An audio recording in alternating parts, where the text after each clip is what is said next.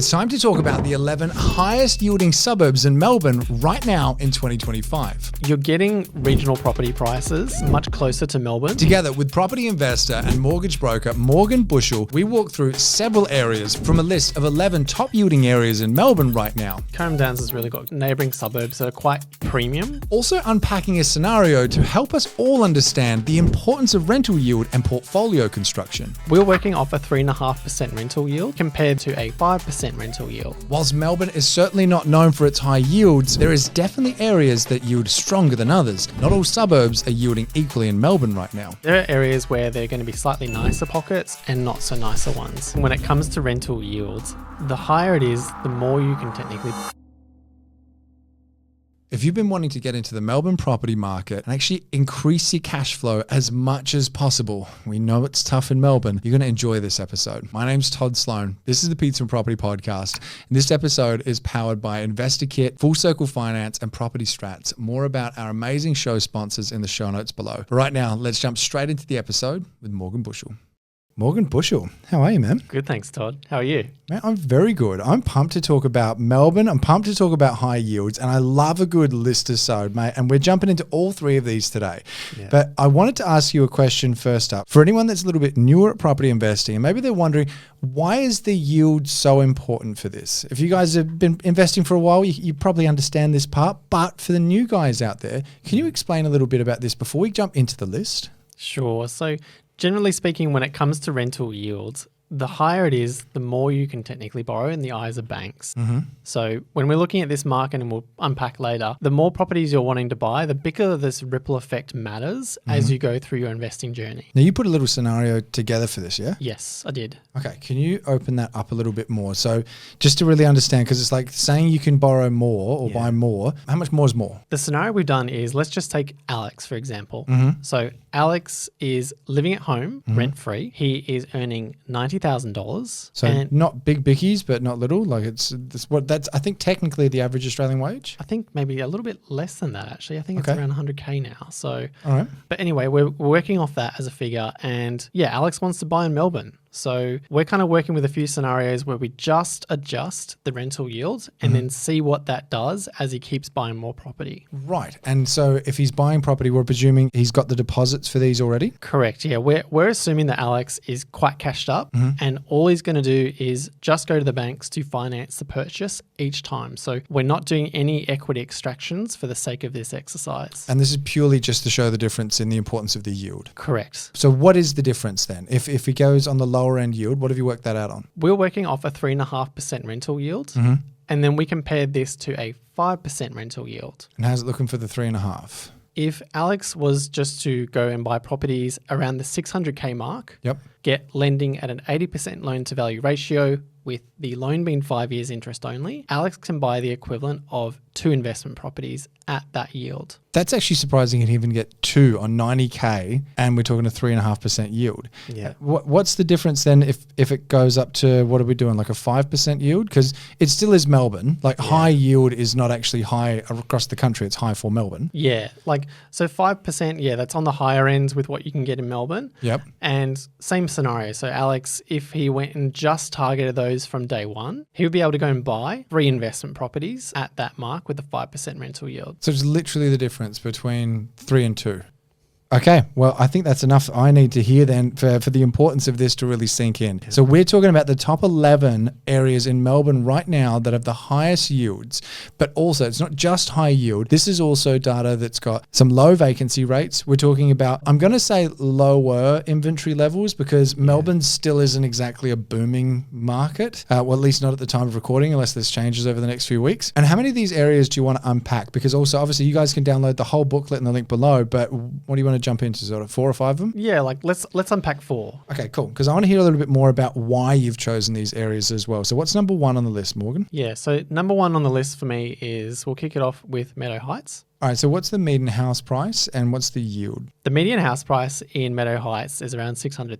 $600K, okay. And the rental yield is kind of low to mid 4%. And so obviously with a comparison of 5 before as well, something I want to point out is that the rental yields for this, these are still the highest in Melbourne right now for this kind of price point, still showing some good signs. But it's also about understanding that these are the median yields. So this isn't the highest you could actually go if you can put a deal together in the right way. Correct. And so as far as Meadow Heights, why Meadow Heights? Unlike surrounding suburbs like Dallas and Broadmeadows, first of all, it's separated by the Pascoe Vale Road. So it's kind of a little bit further away and a little bit more north of these kind of more CBD-ish kind of parts of that area. Okay. What's really important about this market, though, is that it's actually further away from the flat path of Melbourne Airport. Right, so you're just a little bit more out of the noise. Yeah, like it's not as bad as like other suburbs like Dallas where it's direct line. It's actually a little bit more north of it. So you may probably still hear it, but it's not as close. Yeah, obviously depending on where you are in it as well, it's going to make a bit of a difference. That's it, yeah. And so as far as proximity to the city, how many Ks away is Meadow Heights? Give or take, it's around 20 kilometres from the CBD. About 20 Ks. Okay, so not like a fringe suburb, but we're also not talking like sort of proper outer Melbourne. Correct, yes. Anything else you want to talk about with Meadow Heights before we move on to the next one? I mean, the only other thing is like generally, like some of the other suburbs we're going to go through, it does have good infrastructure and supporting amenities like train station, good schooling, for example. So these are just a few other little factors that kind of weigh into why this is also a good suburb to buy in. And there's a Starbucks nearby as well. We don't have them in Adelaide, so it's like a treat whenever Bianca and I are interstate. Sorry, I don't go there. All right, what's the second area on the list, mate? Yeah, so the second one that we're looking at is Melton. Now, this is a bit of a controversial one. Yeah. I feel like whenever we say the name Melton, half the people will lean forward and go, oh, yeah, I'm interested. And half the people go, oh, not Melton again. Yes. Why is Melton on the list? Actually, sorry, before we get into the why, talk to me about median house price and yields. Yeah, so the median house price is $475 for Melton. And as far as rental yields go, they're also kind of low to mid fours. $475. And so this is the thing that still blows my mind. Like obviously Melton, because when we're talking distance, we're not talking 20 Ks out of Melbourne now, are we? We're talking more like sort of 40, 50 Ks. Yes. So we're talking a little bit further out, but we're talking a lot cheaper. Like $475 median. I've seen properties sell there in the low fours if you're happy to roll up your sleeves. So if you're really working on a budget, which Alex potentially is with a 90K wage, this is really an area that could actually tick a few of the boxes. All right, and what's the yield in Melton again? Yeah, so it's sitting at 4.38 at the moment. So 4.38, and we're talking about getting in for the fours. So this one, as far as the location's concerned, the thing that always gets said about Melton is land everywhere. Yeah. I'm going to buy there and there's going to be a million new homes and my home's not going to be worth anything. Why is this on your list then, Morgan? I guess the main thing is that you're getting regional property prices for a place that's much closer to Melbourne than you would for, say, like your Ballarats or those sort of more regional centres of Victoria. Because it's a very similar price to Ballarat and to Bendigo, isn't it? Yeah, that's right. And so you're looking at this as more of a value play with the proximity that it's got to the city. That's it. But then, like we've kind of mentioned before, there is a lot of land as well and a lot of development that could potentially work against that and keep it a bit more suppressed for longer. But on the flip side, there's a lot of positive things that are coming for Melton. So there's a lot more investment on infrastructure, like the new hospital, schools, also new public transport as well. Okay, so whilst there's a lot of room to build more, there's also a lot more people moving out there. There's a lot more infrastructure investment. Yeah. You're basically looking at that as do you remember, and I think I've mentioned this on the show before, Brisbane and Gold Coast and Logan was kind of this like small place in between, and then it kind of just kept closing and closing and closing, and now it's almost just one giant sort of area that's all connected. Do you see the same kind of thing potentially for Melton, or are you looking at that going, no, that's proper like 50 years down the track? Yes, it's not quite like that. I mean, the reason this is on the list is because its rental yield is still quite good, despite all these positive and potential negatives that feed into it as well. Okay. All right. Why don't we move on to the next one on the list then, mate? What are we looking at in Melbourne? Yeah, so the next on the list is Coolaroo. Do you always think of the castle when you hear that as well? Or is it just me? No, it's you. I've got Dale Kerrigan's voice in my head right now.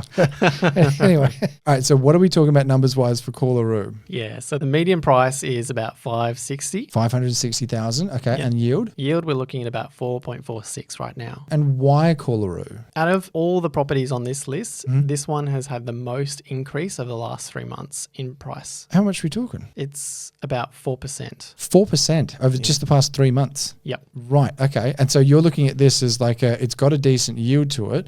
And also we're talking still like 20-ish Ks from Melbourne as well. Yeah. Okay. So got good proximity too. That's right. But it's on the move. It's on the move. It's kind of the one that, at least with what I've seen, it doesn't get talked about much, but the numbers don't lie. Like, it's starting to move. It's got relatively good yields too, and a pretty decent entry point too. So one of the reasons I actually also like Coolaroo is, generally speaking, like there's pockets within this sort of northern Melbourne part where it's maybe a bit more blue collar than others. Something to keep in mind with the more northern suburbs of Melbourne, Todd, is there are areas where they're going to be slightly nicer pockets and not so nicer ones.